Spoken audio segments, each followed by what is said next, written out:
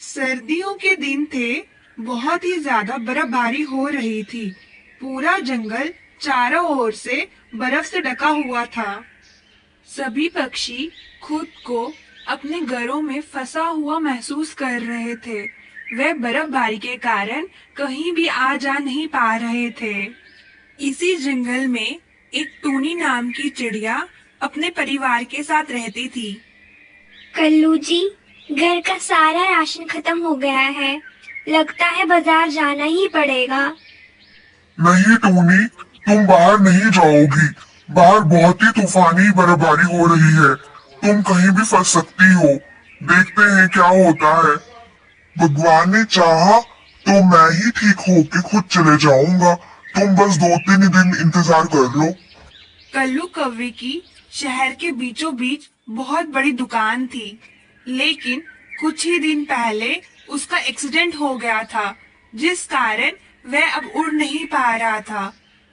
Tony ने लगातार 4-5 दिन बर्फ रुकने का इंतजार किया, लेकिन टोनी और कल्लू का अनुमान गलत साबित हुआ। एक बर्फ थी जो रुकने का नाम नहीं ले रही थी। कल्लू जी, ये बर्फ तो एक हफ्ते से रुक ही नहीं रही है। अब घर का राशन भी खत्म हो गया है। कब तक हम बर्फ रुकने का इंतजार करेंगे? अब तो कुछ करना ही पड़ेगा। तुम घबराओ नहीं सुंदरी, तुम मेरी मदद कर दो ताकि मैं खड़े हो पाऊं। मैं ही चला जाता हूँ बाहर से राशन लाने के लिए। नहीं कल्लू जी, ये कैसी बातें कर रहे हैं आप? डॉक्टर ने आपको बाहर जाने से सख्त मना किया है। आपको आराम की बहुत जरूरत है। अगर आप ऐसे बाहर चले गए तो आपका और नुकसान हो सकता है।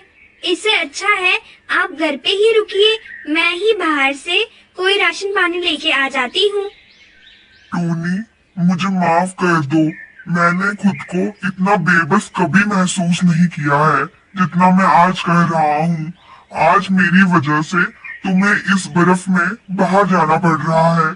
अगर मेरा एक्सीडेंट ना हुआ होता तो मैं पहले से ही राशन ले आता, लेकिन मेरी वजह से तुम सबको भुगतना पड़ रहा है। मुझे माफ कर दो टोनी। ये कैसी बातें कर रहे हैं आप कल्लू जी? क्या मेरा इस घर के प्रति कोई फर्ज नहीं है? आप तो ऐसे कह रहे हैं जैसे सब कुछ आपने जानबूझ के किया हो। सब तो भगवान की मर्जी है। मुझे ऊपर वाले पे पूरा विश्वास है। उन्होंने जो कुछ भी हमारे लिए सोचा होगा, अच्छा ही सोचा होगा। आप फिक्र ना करें, मैं जल्दी से जाऊंगी और जल्दी से आऊंगी। तब तक आप टिंकू का ध्यान रखें। ये कहते ही टोनी उस तूफानी बर्फबारी में निकल पड़ती है, लेकिन टोनी का अनुमान बिल्कुल गलत साबित होता है। वह जैसे ही आगे आगे बढ़ती है, बर्फ का तूफान उतना ही ज्यादा बढ़ता जाता है, जिस कारण टोनी वहीं पे गिर जाती है और आसपास उसको बचाने वाला कोई नहीं मिलता। यहाँ दूसरी ओर कल्लू कौवा टोनी के न आने से परेशान हो जाता है।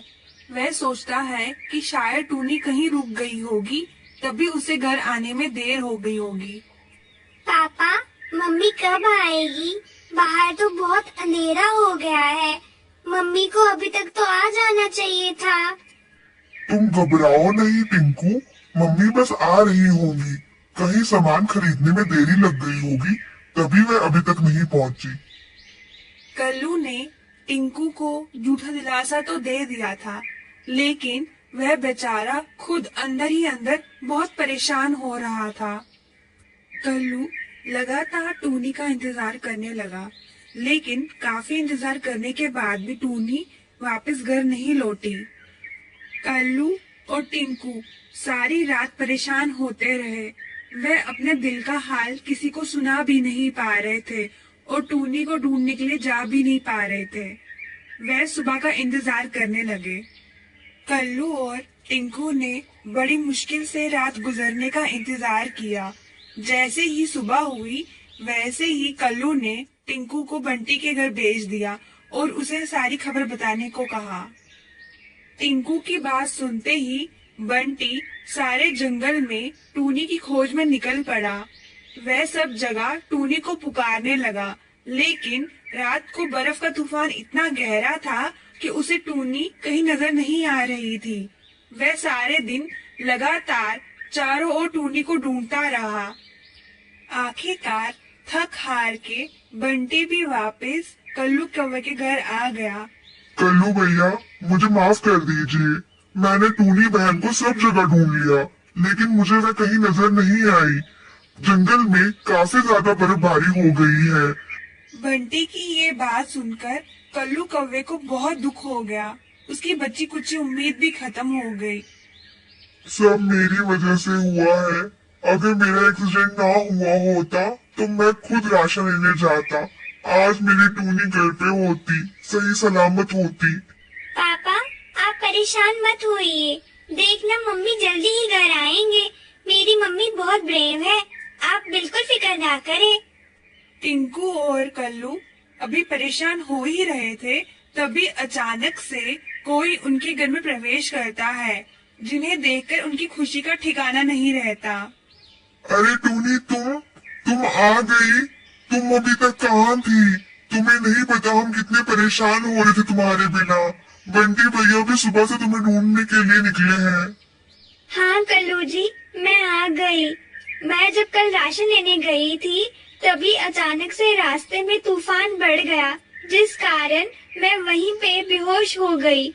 भला हो मीनू बहन का, जिन्होंने समय रहते मुझे वहाँ बेहोश पाया। वह बेचारी मुझे अपने घर लेके चली गई और मैं सारी रात वहाँ बेहोश रही। टूनी, लगता है हमने जरूर पिछले जन्म में कोई अच्छे काम किए होंगे, तभी तो इस जन्म में इतनी बड़ी मुसीबत आने पे भी तुम घर लौट आई हो। टूनी को घर वापस आता देखकर जंगल के सभी पक्षी भी बहुत खुश हुए और इसी के साथ ही कहानी समाप्त होती है।